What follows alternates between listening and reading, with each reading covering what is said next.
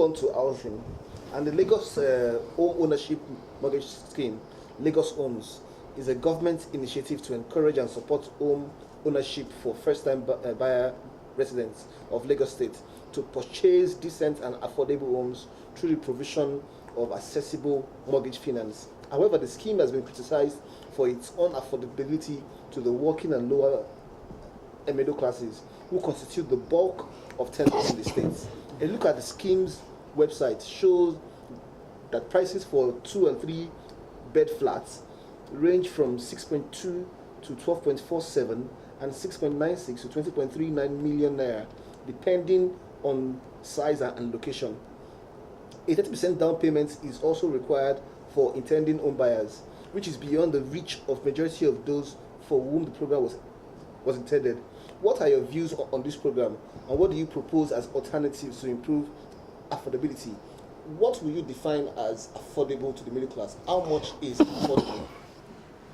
See, I'm a realist. APC, during my last visitation to a certain section of Lagos State, I applaud the Fashola-led government for one thing. They've taken some of the Jakonde houses and refurbished them. The cost is a different thing. But they've refurbished them. They've made them livable. Because those houses are probably about 30, 40 years old anyway. You understand? What are we talking about here? We're talking basically about housing for the middle and lower class. Now, what is the minimum wage? Then what would you call the minimum wage for a middle class? The affordability of the price is a different thing. In the UK, you pay mortgage for over 30 something years. But it's affordable. It's affordable for you to pay both the mortgage and the premium. You understand? The interest. Sometimes you pay the interest and you pay a little bit on top so that it takes care of. So you have to get to a level whereby in terms of years, has to be elongated. It cannot be short-term funds. It has to be funds that have already been brought in through the pension scheme or brought in through federal government interference or whatever. Or a long-term 30-year, 40-year World Bank loan. You understand? Whereby you have just probably a 3% minimal interest rate on it. There is no way your housing scheme can succeed if it is not affordable. You understand? And that is the most important thing. But first of all, in my administration, by the grace of God, we will already have the industrial scheme.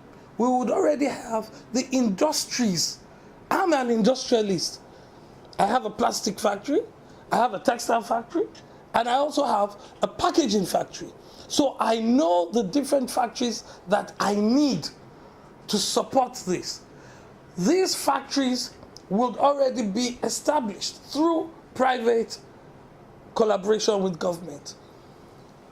Roofing sheets, window profiles, glass, electricity cables. What else do you need? And then your pipes, your galvanized pipes. What else do you need in a building? Apart from the asbestos and, you know, the ceiling and things. You understand? Once all these are there, government will support the industry by buying from them and buying from them on one kind or any kind of arrangement, supplying to the mortgage consultants or contractors, and houses will be built at a cheap rate. what is making houses expensive are two things. One, the cost of funds. Two, the cost of the materials. So if government has intervened in the cost, the final cost of these, then you can have an affordable housing scheme. Without that, you can't really have an affordable housing scheme, because right now the cost is so high.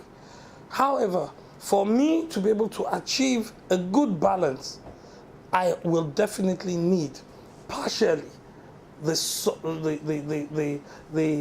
support of the federal government in attacking this area of my administration.